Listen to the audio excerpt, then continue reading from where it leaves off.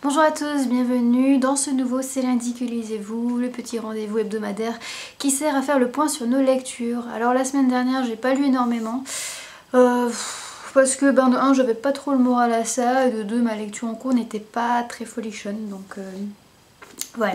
Je vous le présente tout de suite, donc je lisais la semaine dernière Le Dernier Apprenti Sorcier tome 2 Magie Noire Assaut de Ben Aronovitch, publié aux éditions Nouveau Millénaire. Voilà, j'ai mis beaucoup de temps à le lire, j'ai terminé seulement hier dimanche. Il est pas mauvais, loin de là, c'est juste que le thème m'a pas intéressée. Donc on suit Peter Grant, hein, comme toujours l'apprenti donc sorcier qui a comme maître donc Nightingale et qui ici doit résoudre une enquête où en fait des jazzmen sont assassinés. Et voilà, tout ce milieu du jazz, moi ça m'a pas particulièrement attirée. Donc on va vraiment dans le fond des choses avec les différents courants du jazz, voilà, avec leur manière de vivre, etc. Moi ça m'a pas énormément emballée. Peter m'a également un petit peu énervée parce que c'est un personnage vraiment que j'adore, mais ici il prend franchement de mauvaises décisions je trouve, donc là il m'a vraiment agacée. Mais à part ça, ça reste très sympa à suivre. J'ai bien aimé l'intrigue en général, j'ai bien aimé suivre l'enquête de savoir ce qui s'était réellement passé, qui est responsable de tout ça. Mais voilà, le thème en lui-même m'a pas accroché, c'est pour ça que voilà, je l'ai traîné tout le long de la semaine. Alors j'ai quand même pris le temps de lire un autre truc la semaine dernière.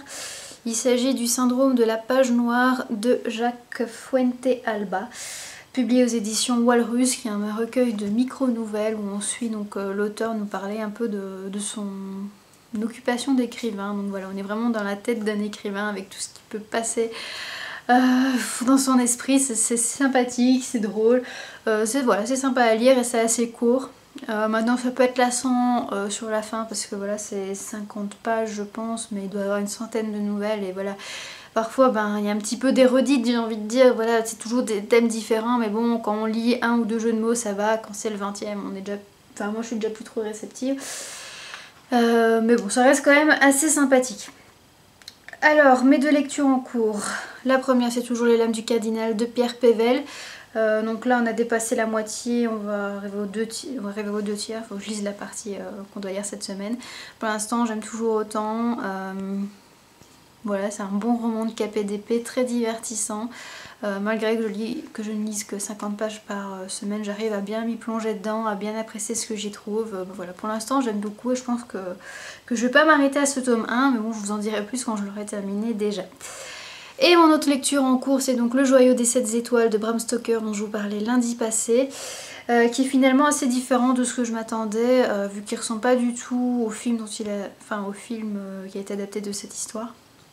Alors pas du tout pour l'instant, donc j'ai lu une centaine de pages et on suit un avocat qui est appelé par une jeune fille qui s'appelle Margaret, dont le père a eu un truc bizarre en fait, c'est que elle s'est réveillée durant la nuit, elle a vu que son père avait du mal à respirer, elle est entrée dans sa chambre, elle a vu qu'il avait plein d'écorchures, de coupures sur le bras, mais des coupures pas nettes, pas des coupures qu'on pourrait faire avec un couteau ou quoi, donc voilà, c'est très très bizarre.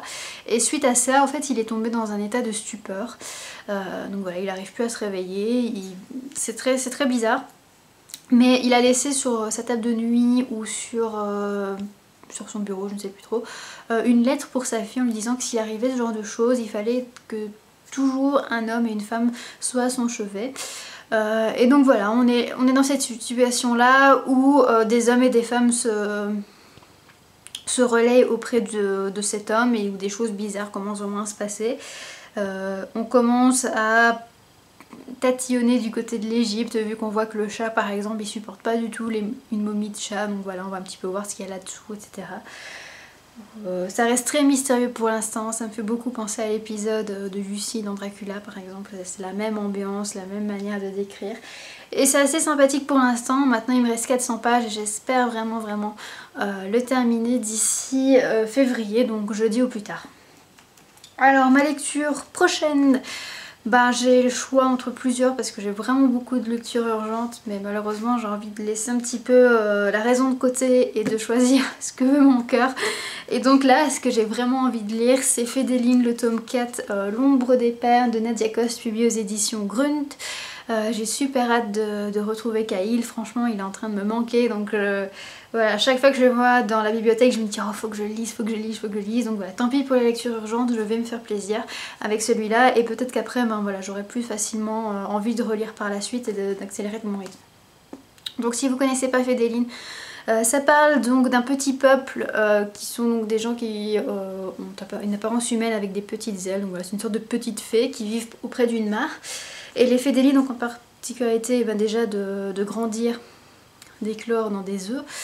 Et quand ils sont dans leur œuf, etc., il y a des sages qui passent et qui leur mettent une marque derrière les oreilles. Et cette marque détermine la caste dans laquelle ils vont évoluer, donc quel sera leur destin, etc. Donc voilà, rien qu'en voyant la petite marque derrière, on sait s'il va devenir récolteur, créateur, etc., etc. Et la particularité de Kyle, c'est que lui, ben, il n'a pas de marque, on lui a pas fait de marque, et donc il ne sait pas quelle est sa destinée, il ne sait pas ce qu'il doit faire, quelle caste il doit rejoindre, etc. C'est très très intéressant. Donc derrière cette histoire très poétique, très mignonne, très féerique, il y a vraiment du fond, une profondeur, une morale assez intéressante à découvrir que moi j'aime beaucoup. Et ici bah voilà, c'est le dernier tome, le 4e, on va enfin savoir comment tout ça va se clôturer et j'ai vraiment hâte finalement de le lire. Voilà donc pour cette semaine, je vous retrouve durant la semaine, donc déjà je pense faire un Top 10 Tuesday demain. Ensuite, faudrait que je vous montre toute ma bibliothèque parce que je vous ai demandé sur Twitter et ça semble vous intéresser, mais ça va me prendre un certain temps, donc je sais pas si vous l'aurez déjà cette semaine ou si ce sera pour la semaine prochaine, mais en tout cas je vous prépare plusieurs vidéos. Voilà, il me reste plus qu'à vous souhaiter une très très bonne semaine et de bonnes lectures et à bientôt.